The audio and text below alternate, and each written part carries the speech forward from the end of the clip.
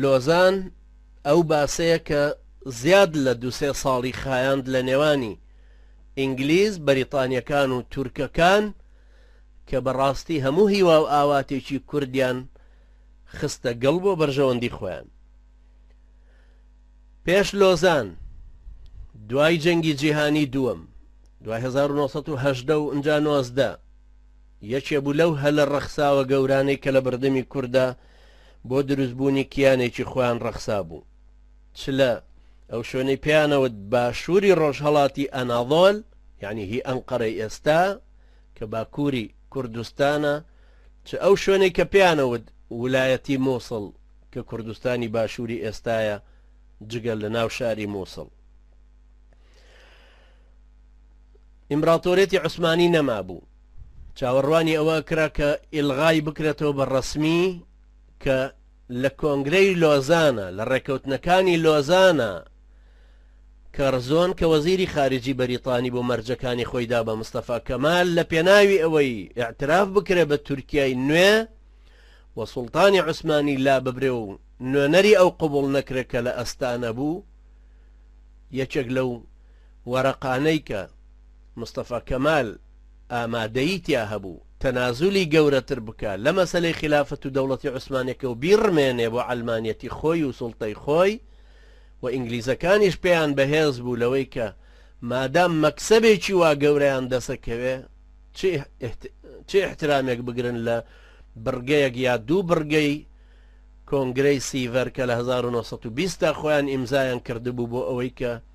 ئیدارەیەکی کوردیش دروست بکرێت لە باکووری کوردستانە، پاشانەوانەی باشوور 2 ساڵ مەجالیان هەبێ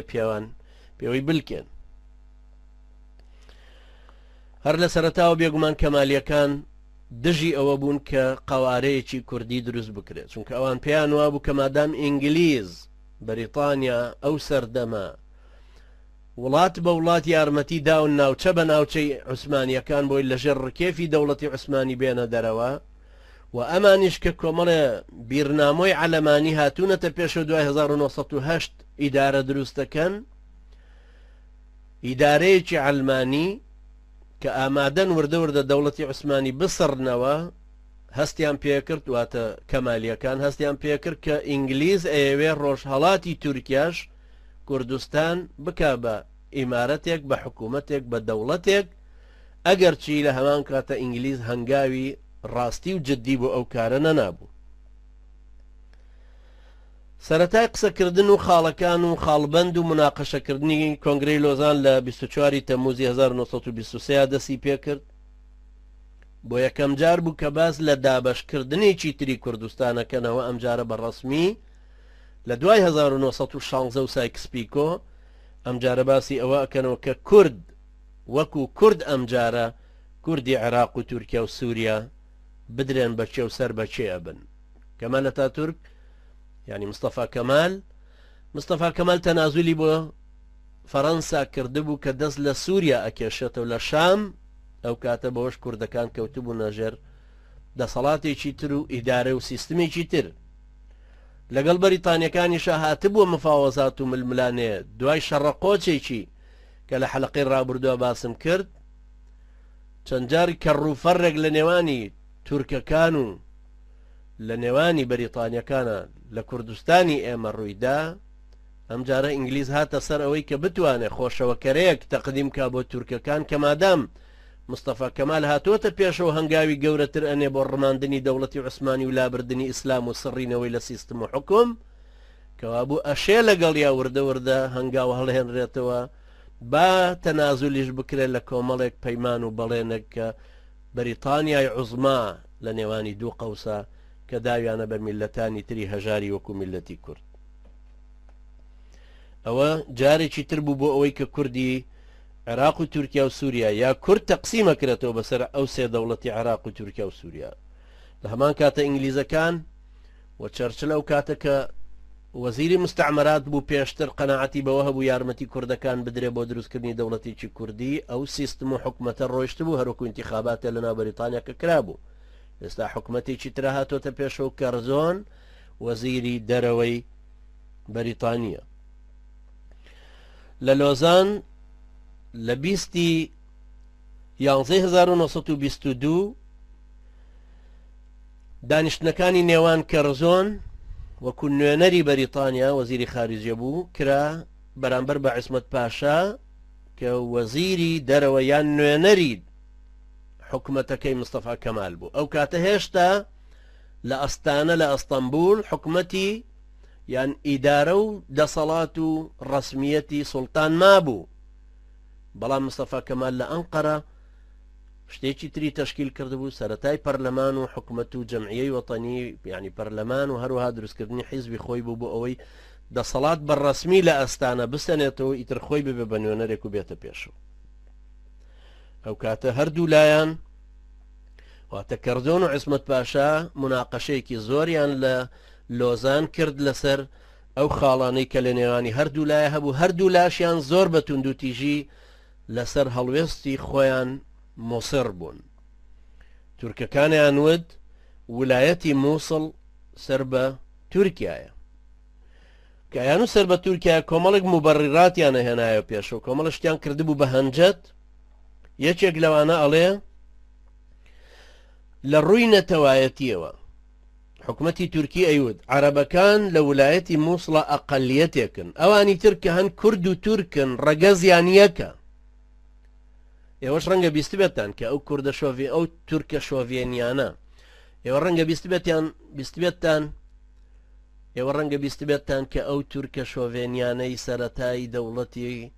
تورکی نوێ کە ئەیانود کورد لە وڵاتی ئێمەدا نییە، ئەوەی کە هەیە تورکن بەڵام لەو چیا و چۆڵانە ماونەتەوە و زمانەکەیان لەبیر کردووە. لەبەرەوە یەکەم شتێک لە لۆزانە باسکرا عیسمەت پاشا کە زۆر بەداخەوە خۆشی تەبعەن زۆڵە کوردێکە مصر بوو لەسەرەوەی کە کورد و تورک ئەسڵیان یەکە و ڕەگەزیان یەکە و عەرەبەکانیش ئەقەلیەتێکن. دووهەم ئەیود باری ئابووری ناوچەی ویلایەتی مووسڵ هەمووی پەیوەستە بە ڕۆژهەڵاتی تورکیاوە بە ئەنەدۆڵەوە. سێهەم ئەیود ویلایەتەکە بۆ خۆی بەریتانیا بە زۆر بە شێوەیەکی غەیرەقانونی داگیری کردووە لە دوای ڕێکەوتن نامە و تەقەبەسێک کە پێیوترا مۆدرس لە نێوانی حولەفا و ئیمپراتۆریەتی عوسمانیا کرابوو. ئینگلیز بە زۆڵەتی هاتوونەتە ناوی، دوای ئەو پەیمان شکاندنە هاتوونەتە ناوی. چوارەم ئەیود لە مافی چارەی لە مافی چارە نووسینی خۆدا عیسمەت پاشا ئەیود تورکەکان ببورن لە مافی چارە نووسینی خۆدا لە مافی چارە نووسی خۆدا تورکەکان وایان ئەوە ئیدعای وایانە کرد کە خەڵکی ویلایەتی مووسڵ بە پێی ئەو مافە ئەیانەوێ بلکێن بە تورکیاوە نەک بە عێراقیان بە لەژێر سەرپەرشتی بەریتانیایە. بەڵام کەرزۆن زۆر بە شێوەیەکی منطقی تر تەبعاً بە شێوەیەکی بەقوتر وەڵامی عیسمەت پاشای دایەوە، وتی لە ڕووی ڕەگەز و توخمەوە زۆرینەی ئەو ناوچانە هەمووی کوردن، کوردەکانیش هەمویان ئەسڵەن هیندۆ ئەوروپین و وەجیاوازیکی زۆریان هەیە لەگەڵ ئۆرالتایکە کە ئەسڵی تورکەکانە کە لە ئاسیای وستاوە هاتوون کە تورکن. لە ڕەگەزا هەردوولایەن جیاوازیان زۆرە. لە ڕووی بازرگانی و مامەڵەی هاتوچۆ و کڕین و فرۆشتنیشەوە ئاشکرایە کە ئەو ناوچەی ویلایەتی مووسڵ پەیوەندیان بە بەغداوە زۆرتر هەیە، بە جنوبی عێراقەوە زۆرتر هەیە وەک لە ڕۆژهەڵاتی تورکیا. لە ڕووی قانونیشەوە بەریتانیا بەڕەسمی لە عوسبەت الئومەم وەکالەتی ئەوەی وەرگرتووە کە نوێنەرێکە کە سەرپەرشتێکە ئینتیدابی هەیە بە ڕێگایەکی ڕەسمی نێودەوڵەتی لەو ناوچەی ویلایەتی مووسڵی کەوتۆتە بەردەست. هەروەها لەلایەکی تریشەوە ئەوەیەوت ئەیود هەموو شۆڕشەکانی کورد کە لە ماوەی سەدەی 19هەمە و تاکو و جەنگی جیهانی یەکەمیش کە بەردەوام ڕووی داوە و لەو ناوچانەدا بوون هەمووی دژ بە دەسەڵاتی تورک بوون لەبەرەوەی نەیانویستووە بە هیچ شێوەیەک سەر بە تورکیا بن.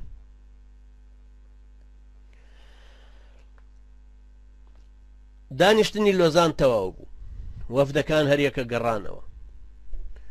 کۆمەڵە باسی تری تیا کرا و نەگەیشتنە هیچ نەتیجەیەک.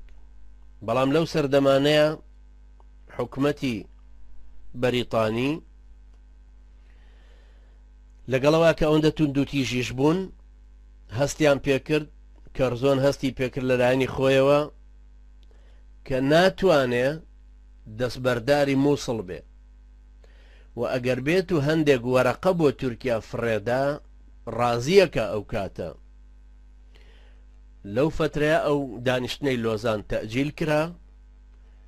هەتاوەکو 4 شوباڵی 1923 تورکیا و دەوڵەتانی هاوپەیمان باسەکانیان تەئجیل کرد بۆ جارێکی کە وەختێکی کە مناقەشەی لەسەر بکەنەوە. کەرزۆن وەکو لەو وەسائقانەی کە ئێستا کەوتونەتە بەردەست زیاتر دەرەکەوێ، یەکێک لەوانە کتێبی خۆیەتی هی کەرزۆن کە باسی نامەیەکی خۆیەکە کە لە 1923 دا نووسی باسی ئەوەکە کە ئەڵێ دووشت هەیە زۆر بەرژەوەندی زیندوی وڵاتی ئێمن. یەکەم ئەوەیە کە ناشێ ئێمە لە پێناوی مووسڵدا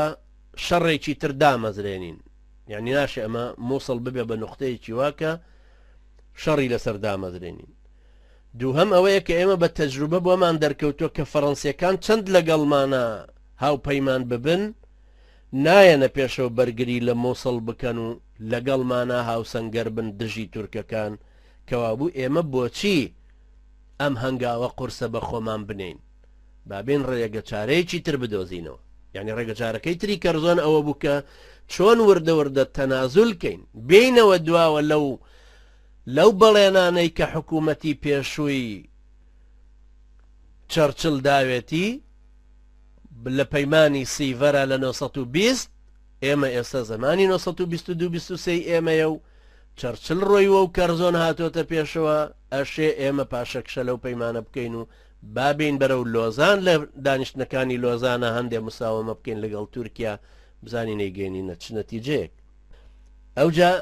بەریتانیەکان وایان نیشاندا کە ویلایەتی مووسڵ بووە بە شتێکی سانەوی لەلایەن زۆر شتێکی گەورە نەماوە، چونکە نایەنێ ئەو بەرژەوەندیە گەورە ئیمپریالی گەورەی خۆیان لە ڕۆژهەڵاتی ناوەڕاستا لەدەست بدەن بۆ ئەوە. لەبەرەوە ئەمجارە مؤتەمەری لۆزان هەلێکی زێڕینی گەورەی بۆ ڕێخستن کە لە مەدای چەند ساڵێکە بێنە پێشەوە لەگەڵ تورکیا قسەی لەگەڵ بکەن،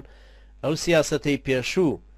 ئیلغاکەنەوە کە پێشتر هەبوو، ئەو توندوتیژەی کە هەبوو بەرامبەر بە مستەفا کەمال کەمیکەنەوە، چونکە حکوومەتی ڕابردوو واتە حکوومەتی چەرچل کە ئەو وەزیری خارجییان بوو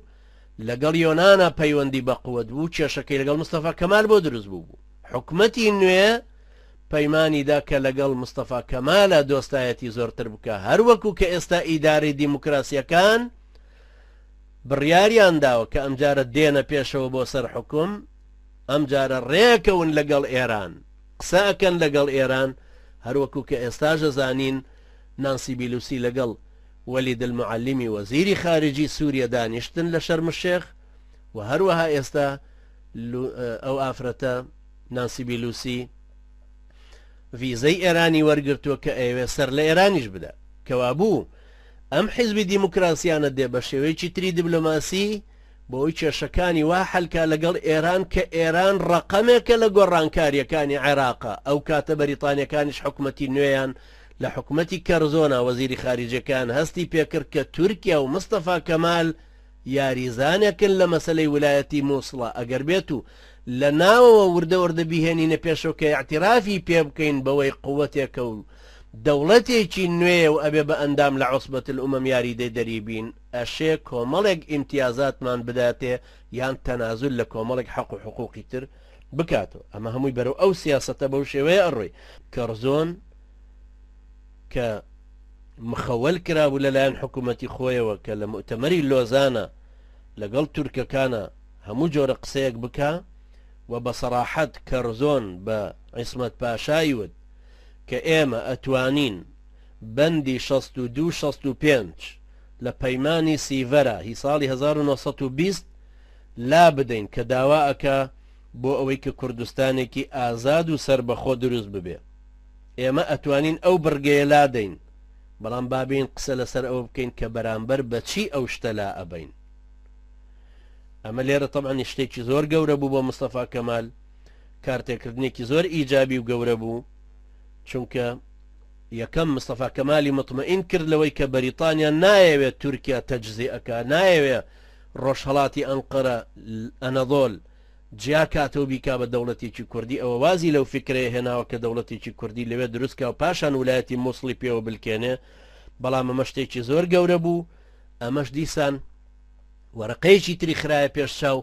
کە ئێمە ئەشێ ئاعتراف بە حکومەتەکەی تۆ لە ئەنقەرە و ئەو پەرلەمانە وەتەنی دروستیەکەی لە ئەنقەرە ئەشێ یارمەتیت بدەین بەوەی کە نوێنەری تۆ قبوڵکەین نەک نوێنەری سوڵتان و باوەڕیش بە تورکیای نوێ بکەین بەڵام بە مەرجێک تۆ مەرجەکانی کەرزۆن قبولکەی ئەمە شتێکی زۆر تاریخی و گەورە و مهمە کە چۆن مؤتەمەری لۆزان مافی کورد بۆچی فەوتا کە فەوتا لە پێناوی ئەوەیە بوو کە مەرجەکانی کەرزۆن قبول کرا لەلایەنی مستەفا کەمالەوە مەرجەکانی کەرزۆن ئەوە بوو کە لە 19 تشرینی یەکەمی 1922 لە دانیشتنی نێوانی کەرزۆنە کە درابوو بە نوێنەری تورکیا 4 شت بوو یعنی وتیان ئێمە لە بەرامبەری ئەوەی کە بەندی 62-65 پەیمانی سیڤەر دەربارەی ئیستیقلالیەتی کوردستان و دەوڵەتێکی کوردستان لە ڕۆژهەڵاتی ئەنەدۆڵ و پێوەلکانی ویلایەتی مووسڵ لە مەدای 2 ساڵە بەو دەوڵەتە کوردیەوە ئەسڕینەوە و اعتراف بە بوونی تۆ ئەەکەین و وەکو دەوڵەتێکی نوێی تورکیا هەوڵەدەین ببی بە ئەندام لە عوسبەت الئومەم بەو مەرجەی تۆش ئەم 4 مەرجە قبولکەی یەکەم خلافەتی ئیسلامی بەناو ئیلغا کرێتەوە وەکو خلافەت بە تەواوی ئیلغا بێتەوە سوڵتان واتە خەلیفە کە هێشتا ڕەمزی ماوە ناوی ماوە دەرکرێتە دەرەوەی حدودی تورکیا سێهەم سەروەت و سامانێک کە هەیە هی خەلیفە و خلافەت هەمووی مسادرە بکرێ چوارەم دەوڵەتێکی عەلەمانی لە شوێنی دەوڵەتی عوسمانی دروست بکرێت ئەم 4 مەرجە زۆر مهم بوو یعنی وەختێک کە لە 4 شوباتی 1923 دانیشتنەکان کۆتایی هاتو هەستان طبعا دانیشتنی لۆزان زۆر تولیە کێشە جاری وا 4 ڕۆژ 6 ڕۆژ 8 ڕۆژ تولیە کێشە هەروەها ساڵ 2 ساڵ وەرەقەیان بۆ یەکتر فرێدا و مناقەشەی لەسەر کرایە و ئەم جۆرەشتانە کە ئێمە تەماشاکەین ئەم 4 مەرجە درابەوان دوای ماوەی ساڵانێکی برد کە مناقەشاتێکی زۆرتر بوو هەتا گەیشتنە سەر ئەوەی کە فعلا لە مؤتەمەری لۆزانە لە 23 نیسانی 1924 23 نیسانی 1924 سەر لە نوێکە مؤتەمەری لۆزان کرایەوە مؤتەمەرەکان ئەوانەی مؤتەمەرەوانەکان هەموو ئامادە بوون مەرجەکانی سڵحیان قبول کرد اتفاق لەسەر لۆزان کرا بە یەکجاری لە 24 تەموزی 1924 وڵاتان اعترافیان بە ئیستیقلالیەتی تورکیا کرد ئینگلیز لە ئەستەمبول و گەروەکانی تری دەریاکان کشانەوە هارینگتۆن کە قائیدی عسکەری بەریتانیەکان بوو تورکیای بەجێهێشت یەکجاری ڕۆیشت یعنی ئیستیقلالیەتی وڵاتیان ئیعلان کرد ئەوجا لە بەریتانیا وەختێک کە یەکێک لە پەرلەمانتارەکانی بەریتانیا هەستا لە ڕووی کەرەزۆن قسەی کرد لە مەجلسی عموم وتی چۆنێوە هەستاون و ئاعترافتان بە تورکیا کردووە ئیستیقلالیەتێکتان بۆ تورکیا دروست کردووە کەرەزۆن جوابی دایەوە وتی ئەمە دەقی عیبارەتی کەرەزۆنە کە ئەڵێ کێشەکە زۆر لەوە گەورەترە تورکیا بە ئیعلانکردنی تورکیا ئێمە ڕەگ و ڕیشاڵی تورکیامان فەوتان بە ئیعلانکردنی تورکیا ئێمە تورکیامان فەوتان ئێمە وامان لە تورکیا کرد کە هەتا ماوە زیندوو نەبێتەوە هەڵنەسێتەوە سەر پێ چونکە ئەو قووەتە معنەویە گەورەی کە تایە بوو کە خلافەت و ئیسلامە لێمان هێنایە دەرەوە لەو سەردەمەیە کە ئینگلیز لە لۆزانە دیبلۆماسیەتی ئەکرد وەرەقەی تەماعی فڕێئەدا وەکو پڕپۆڵەی سەر قولاب بۆ عیسمەت پاشا و حکومەتەکەی مستەفا کەمال لەو کاتەی جێزەرەکەی پیشانەدان هات نەقیزەشی لێدان ئەو نەقیزەیەش بەوە بوو کە لەلایەکەوە ئیتیفاقی لەگەڵاکردن لە لۆزانە کە ساڵێک تەئجیل کرێ باس و خواسێک لەسەر ئەو خاڵبەندیانەی لەناو ئەو نقطە لەو شتانە ئەکرا لەسەر ویلایەتی مووسڵ و لەسەر دەوڵەتی تورکی و دامەزراندنی دەوڵەتی نوێ و ئەندامێتی عوسبەت الئومەم و ئەو چوار خاڵەی کەرزۆن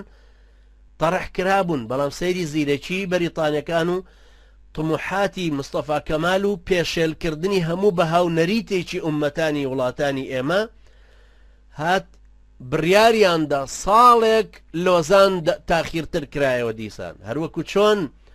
ساڵێک باسی کەرکووک دیسان تەئجیل کرایەوە بۆ ئەوەی لە مەدای ساڵێکە حکومەتان بە قووەتە بنەوە دەسەڵات دروستە بێتەوە مسلسی سنی دێتە پێشەوە کە داوای گۆڕینی دەستورەکە کە داوای لابردنی لیبرالیەکە کە داوای لابردنی فیدرالیەکەکە شیعەکان اختلافاتیان گەورەترە بێ حکومەتی ئەمریکی ئەتوانێت اتفاقات لەگەڵ کۆمەڵێک مەراکزی قوەی تر بکاتەوە لەگەڵ ئێران و سووریای بێتە پێش و جامعەی دووەل عەرەبی بێنێ اقتراحەکەی مشەڕەف کە هەفتەی ڕابردوو کردی کە داواکەین لە حکومەتی عێراقی ڕێ بدا هێزی ئیسلامی بێتە عێراقەوە ئەوە هەمووی خۆشەوەکەرەیەکە هەمووی پیلانێکی ئەمریکاییەکان هەروەکو ئەو کاتەکە پیلانی بەریتانیەکان بەو شێوەیە هەبوو کە ساڵێک دانیشتنەکانی لۆزان تەئجیل کرا لە مەدای ئەو ساڵەیە ئەوان هاتن کە گوێزەرەکان نیشانی مستەفا کەمالدا بوو هێنابوویان بە زمان یا و تامی پڕپۆڵی سەر قولاپەکەی کردبوو هەستیان پێکردبوو تازە ئیتر قولاپەکە و دەوروبەری قولاپەکەش بە جێنایەڵێت چکە تامی پڕپۆڵەکەی کردووە ئەم جارە هاتن بە قووەتێکی عەسکەری زۆر بەهێزەوە هاتن شێ مەحموود ئەو کاتە لە سلێمانی بوو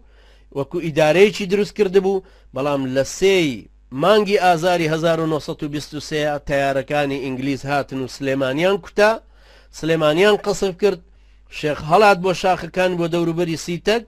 پاشان لێوە توانی هەر لە شارباژێریشەوە توانی هەر تەوجیهات بدا ئەو کاتە ئۆزدەمیریش کە جەنەڕاڵە تورکیا کەبوو لە ڕەواندوز بوو محاولەیەکی کردکەوە بتوانێ هاوکاری بکە یان کۆیە و ڕانیە و ئەو ناوچانە بگرێتەوە بەردەست بەڵام ئینگلیزەکان زۆر زوو توانیان دیسان دوای لێدانی سلێمانی هێزێکی تری سەربازیش ئامادە بکەن کە هاتنە ناو سلێمانی و سلێمانیان گرت ئەم جارە بە تیارە ڕۆیشتن لە ڕەواندوزیاندا قووەتی ئەوانیشیان تەزعیف کردەوە کە ئۆزدەمیریش لەوێ نەیتوانی هیچ ڕۆڵێک ببینێ و ئەوانیش لە بە شێوەیەکی وا ڕەواندوزی بەجێهێشت ئۆزدەمیر قائیدی گەورەی تورکەکان کە باسمان کرد لە حەلەقاتی ڕابردووە نەیتوانی بەرەو تورکیا ڕاکە هەڵات و خۆی کرد بە خاچی ئێرانە لەبەر قەسفی ئینگلیزەکان زیرەک بوون هەر یەکسەر کە هاتنە ناو ڕەواندوزەوە یەکسەر خەڵکانێکی بە قووەتیان تەعین کرد محاولەی ئەوەیان کرد کە دەسەڵاتداریەک لەوێ بۆ خۆیان ئەم جارە دروستکەن یەکێکیان تەعین کرد بە قایم قامی ڕەواندوز تەمان هەر کاتەوەکو والی وابوو کە ناوی سەید تەهایە خەڵکێکی بە قووەت شخصیەتێکی مەرموق بە کاریگەر لەو ناوچێ بۆی کەس نەتوانێت اغتیالی کا کەس نەتوانێت تەسیری تێبکە یعنی هەردوو وەرەقە عەسکەریەکەی تورکەکان لە ڕەواندوز و سلێمانی دوای ئیتیفاقی لۆزان و جێزەرەکەی لۆزان نەقیزەکەیان کردەوە بە لاسمتی تورکەکانە و بالمقابل مورەکەشیان خستەوە سەر گاجووتی کوردی کە سەر لە نوێ بێتەوە پێشەوە هەمان جێرە بکاتەوە لە قازانجی بەرژەوەندی کوردی وەکو کە ئێستا زیاتر لەوە ئەکرێتەوە لەم سەردەمانەیە لە مانگی مایسی 1924 لەولاوە کە ڕەزۆن خۆی گرتووە لەولاوە لۆزان بە قووەت بووە لەولاوە سیڤەر تواوەتە و پوکاوەتەوە لەولاوە ئینگلیز بە کاملی قەناعەتی ئەوان بۆ دروست بووە کە وەکو حکومەتەکەی چەرچڵ کە ڕەزۆن ئەبەدەن تەماشای کورد ناکە ئەوەی ڕابردووی سیڤەر بوو بە مجرد حلم حتا لە کتێبەکەی خۆیان لە یەکێ لە کتێبەکانە لە وەسایقە بەریتانیەکانە ئاواڵێت تەنها بووە بە خەونێک ئەمە ساڵی 1924 لە مانگی هەشتی 1924 ئەمە باسی یەکەم لۆزان کرا گەیشتینە مانگی هەشتی 1904 مەلیک فەیسەڵ بە قووەت بوو حکومەتێکی عەرەبی تەشکیل بوو پەرلەمانێک هەیە مەجلیسی تەئسیسی کوردی تایە لەوێ بەڕەغمە ئەنفی خۆیان حکومەتێک دروست بۆ هی عەرەبی ناوی یاسین الهاشمیە ڕئیس وزەرای نوێیە قووەتێکی هەیە ئەوەڵ شت کە یاسین هاشمی داوای لە بەریتانیەکان کرد داوای ئەوەی کرد کە شۆڕشەکەی شێخ مەحموود پێویستە بە هەموو شێوەیەک لێ بدرێ و ئێمەش ئامادەین بۆ پێشەوە پێشمانکەوە کاچی ئینگلیز بۆ کوشتنی کورد ئەو کاتە لە مانگی هەشتەوە لە مانگی ئاب هەتاوەکو مانگی 12 1924 یەک حەملەی عەسکەری ئینگلیزی و عێراقی وەکو سوپا وەکو حکومەتی یاسین هاشمی بە موافقەتی مەجلیس تەئسیسی کە کوردەکانیشی تیابوون حملەیەکی عسکەری بە قووەت هاتەوە سەر شێ مەحموو هەر بۆ هەموو ئەنسارەکانیشی ئەم جارە نەک لە شار کرابوونە دەرەوە لە زۆر جێگا و ناوچەی تریش لە قەزا و ناحەکان هەمووی دەرکرابوونە دەرەوە وەکو هەڵەبجەژ هەروایان لێ هاتبوو کە ئیتر وەکو پارتیزان کۆمەڵێکی جودا و لێک دوور لە ئەشکەوتەکانە بوون چووبوونەوە شاخەکان ئەوەش بەڕاستی کە لاپەڕەیەکی تر لە مەئەساتی کورد بوو کە بەو شێوەیە دروست بوو زۆر بەداخەوە کە ئێستاش خەمی ئەوە مەسەر لە نوێ جارێکی تریش ئاوە حکوومەتی مرکزی یاسین هاشمیەکی تر دروستە بێتەوە ئەم جارە چونکە مالیکی نووری المالیکی تەسەورکەن برانی بەڕێزم نووری المالیکی لە ناو حیزبی داوای خۆیان پێی ئەڵێن ستالینی حیزب تەسەورکەن ئیبراهیم جعفەری نەیهێشت یەک هەنگاو ئەم کوردانە پێ هەڵێنەوە لە مەسەلەی کەرکووکە لە هیچ مەسەلەیەکی تری چارە نووسازە ئەگەرەوە ئیبراهیم جعفەری وەکو ئینسانێکی منەزیر و مفەکر نەیهێشتووە کوردێ هەناسەبا نەیهێشتووە کوردێ بێتە پێش نووری المالیکیەکی ستالینی حیزبەکەی خۆی کە ئەو ئامادەیە لە شیعەکەی خۆی بخوێنێ و لێیدا چۆنە هێڵێ کوردێک لەوێ ئەم هەنگاوە هەڵێنێتەوە زۆر بەداخەوە کورد ئەبێ خۆی هەنگاو بۆ خۆی هەڵێنێتەوە ئەبێت جورئەتی وەکو هی شێخ بێ عینادی وەکو شێخ بێ ئیلتیزامی وەکو هی شێخی حەفید بێ بەڵام لەگەڵ سەردەمی خۆیە سەردەمی ئێستا سەردەمی چاوکردنەوەیە جیلێکی بە قووە دروست بووە خەڵکێکی زۆر مهم هاتۆتە پێشە کۆمەڵێکی زۆر ئێستا هەر یەکێک لە پارتیەکێتی و ئەحزابی تر بە هەزاران لانی کەم 1000 و 2000 کەس دکتۆرای هەیە لە سیاسەتە لە اقتصادە لە علم النەفسە لە ئیدارەیە لە کۆمەڵناسیە لە سیاست و ئیدارەی سیاسی لە کارکردنی حیزبی هەزاران خەبیر هەیە ئێستا لە متەفەجرات لە عسکەری لە مەشق پێکردن هەزاران هەزار کەسی تر پەروەردە بووە بۆ پێشمەرگایەتی بۆ خۆگرتن خەڵکەکە میلەت وەکو یەک میلەتی ڕەسەن ئامادەی هەموو کاردانەوەیە کە لەسەر شتێکی وا مەسیری بێتە سەری بەڵام زۆر بەداخەوە ئیرادەیەکی گەندەڵ ئیرادەیەکی زەعیف ئیرادەیەکی لاواز ئەم تاقە زۆری کەوتۆتە بەردەست کە زۆر بەداخەوە نەساحەبی خۆیەتی نەساحەبی ئیرادە و ویستی گەلەکەش نەساحەبی ئومێدی ئەو خەڵکەش کە سەر لە نوێ لۆزانێکی ترمان ئەدرێتەوە بەلا تەنگەیە جارێکی تریش بارێکی تر ئەخرێتەوە سەرشانی کورد و جەنجەڕی لێ ئەبەستنەوە سەر لە نوێ کاورد کە بۆ بەرژەوەندی دەرێ خوای پەروەردگارە و ڕۆژەمان نیشان نەدا و ئەهلی ئیسلام بە قووەتکە کە خاوەنی ئیرادەیەکی بە قووەترن کە دید و تێڕوانینیان بەرامبەر ئەوروپا ڕۆژئاوا ئەمریکا جیاوازە ئەزانین لە چ دید و تێڕوانینێکەوە تەماشای ئەوانەکەینەوە و ئەزانین کافر و مسلمان یعنی چی دیدی قورئانی لەسەر وەحی دروست بۆ چییە و دیدی کوفر و ئیلحادێکی خارجی کە لەسەر دابڕینی وەحی لە خوای پەروەردگار و لە ژیان و پەروەردەکردنی ئینسان ململانەی ئەوروپایی و ڕۆژئاوایی کە لەسەر ئەساسی شەڕەپاڵەکەی داروینیزم دروستە بێ داروینیزمی بایۆلۆجی کە ئێستا گوازراوەتەوە بۆ داروینیزمی سوسیالیستی واتە هی سۆشیالی هی کۆمەڵگە لەوەی کە هەر کەسێک زەعیف بوو لاواز بوو بێدەسەڵات و بێدەرەتان بوو پێویستە بکەوتە ژێر پێی ئەو کەسانەوە کە قووەت و نفوزیان هەیە و ببێ بە قانونی دارستان هەروەکو ئێستا کە ئەیبینین خوای پەروەردگار ئەهلی ئیسلام بە قووەتترکە دەسەڵاتیان زیاتر بداتێ ڕاو بۆ چوونیان لێک نزیک کاتەوە زەمینەی فکریان دیدی سیاسیان بەهاو نەریتیان ڕەفتار و ڕەوشتیان بپارێزێ وزەیان بە گەڕخا لەژێر ئاڵای تەوحیدا کۆیان کاتەوە خوای پەروەردگار ئێمەش و ئێوەش بکا بە ئەداتی قەدەری خۆی و سەرکەوتومان کە برایانی بەڕێزم ڕەشبین مەبن مەئیوس مەبن ئەمە ململانەیەکی فکری زۆر دوور و درێژە کە پێغەمبەران هێناویانە بەردەوامە بێ